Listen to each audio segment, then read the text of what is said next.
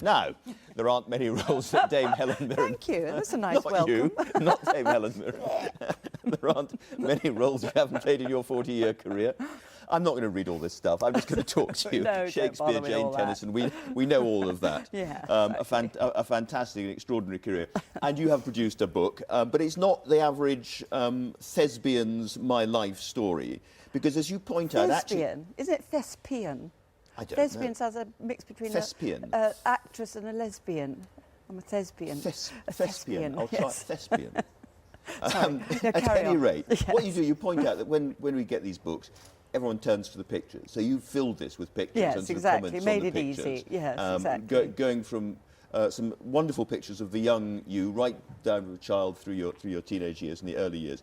One of the sort of themes that I picked up from it was really interesting. You, to the rest of us, would appear to live this impossibly glamorous life. And yet you say at one point that when you're asked where you live, you said seat 3A British Airways. Yes. Well, 3A is quite posh, you know. 3A it's is up the front quite of the posh. aeroplane. It's yeah. turning left. But Yes. a lot of the time when you're filming, it's not that glamorous. Just that or it hasn't been that glamorous. You've been in caravans. No, of course and not. hotels. Everyone, you know, everyone who works in movies knows, you know, there are these two Janus faces of the movie business. The one is the actual business of making the film, which is often fraught with all kinds of physical and mental difficulties, and then, you know, the other face, which is the presentation of the film, where the sort of, in a way, a fake glamour kind of comes in. And that's where the money comes. I mean, the more money is spent on you when you're promoting the film than when you're actually making the thing. Absolutely, in many films that's the case, yes. Nowadays, promotions become such an important part of getting people in to see a film, and that's the sadness of doing a low-budget film, is they don't have that kind of money, and so, you know, and wonderful films get lost because they don't have the promotional budget. Yeah, yeah. I mean, among the many stories in this, of course, all your Russian background and that backstory is fascinating. But also the 60s. I mean, you had a pretty wild 60s and 70s. I mean, there's pictures of your My one and only acid trip. It wasn't that wild in comparison to some people's 60s. Actually, you know, the 60s kind of passed me by in many ways because I was working. I was an ambitious young actress. I wanted to be a great theatre actress.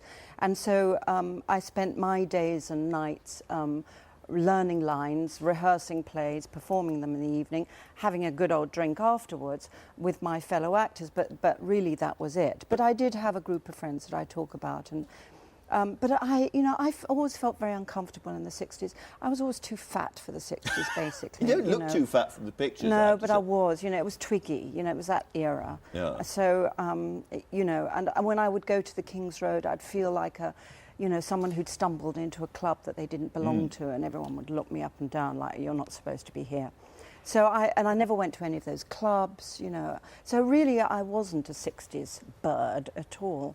There are some quite shocking, there's some quite explicit pictures in this.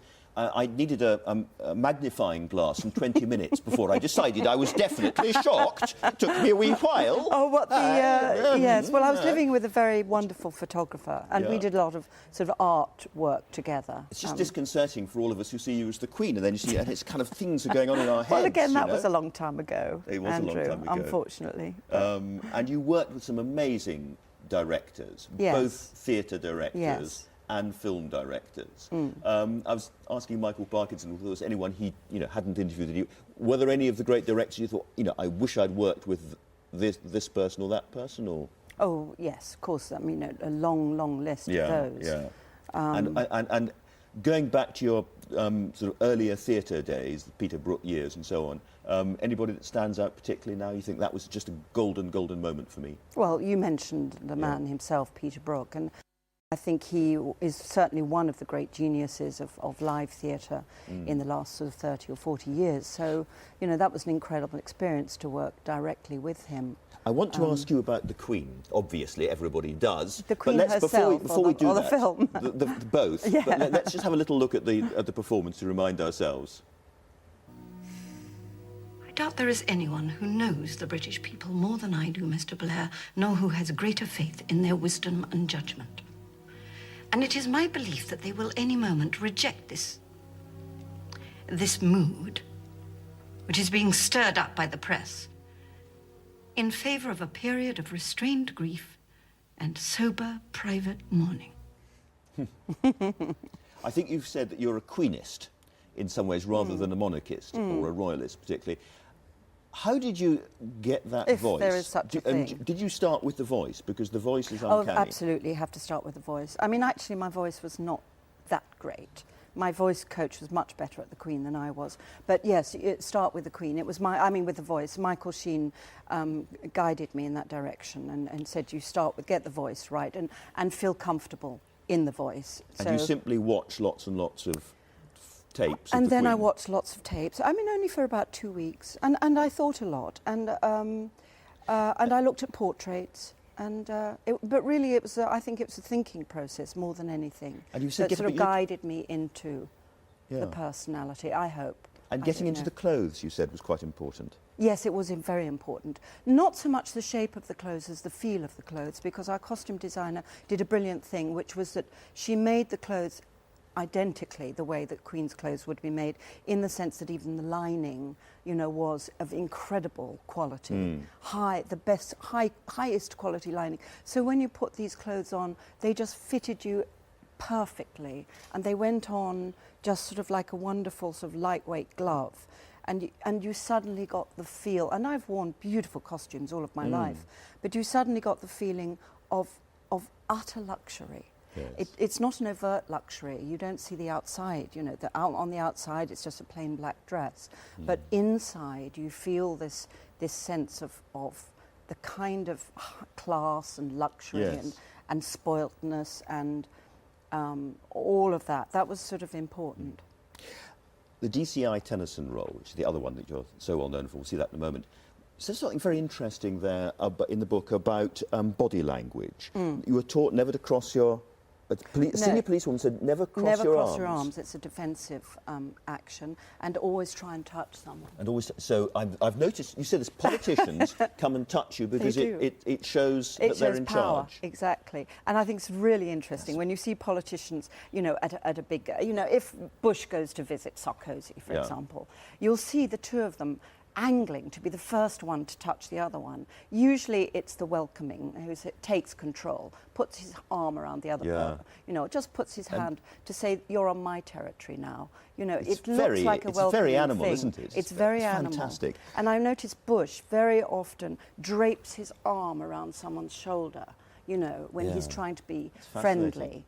And he puts his arm right, and it almost looks like he's got him like this. You see one of the early photos of McCain. Yeah. He's got his arm, and it's almost like he's got McCain in a sort of I've got you. Like I've got you. Yeah. I've got you. Yeah. And McCain is sort of like terrified. Okay. Yeah. I must just ask, the last time that you were all over the papers, apart from the bikini shot, I have to say, but apart from that, was what you said about the argument about rape and not meaning no. Did you feel that you were misquoted or embarrassed about that? Or you think you stick by what you said? Well, I certainly wasn't misquoted in the article. Whether I was misquoted subsequently in various newspapers, I don't know, because luckily I wasn't here, and I knew it was a squall. It would just blow over and be gone. Yeah. So I have no idea actually what happened here. I mean, in terms of the discussion, I think it's a very difficult discussion, and it's in no way there are any kind of easy solutions to that particular, problem. And it needs to be brought out in the open, and it needs to be discussed. There are no blanket... Yeah. Well, that's But what I said in the article with Piers Morgan, I certainly... You stick by. I opened the discussion up, I guess, more than anything. A judicious answer, worthy of DCI Tennyson. And we'll thank you very much indeed for coming on for just now. And we'll end with a little clip of her saying goodbye. Saying goodbye. Here she is saying goodbye. Staggering off. Yeah. Well, that's it then. Whatever you do, do not hire a stripper for the party. I can't believe you're really leaving. Well, I've had a good run, Taff, Dozens of convictions, 3 commendations, 2 for bravery, 1 for excellence. More than most. First female DCI? First Jane Tennyson DCI. Sorry, Mom. Don't call me Mom, I'm not the bloody Queen.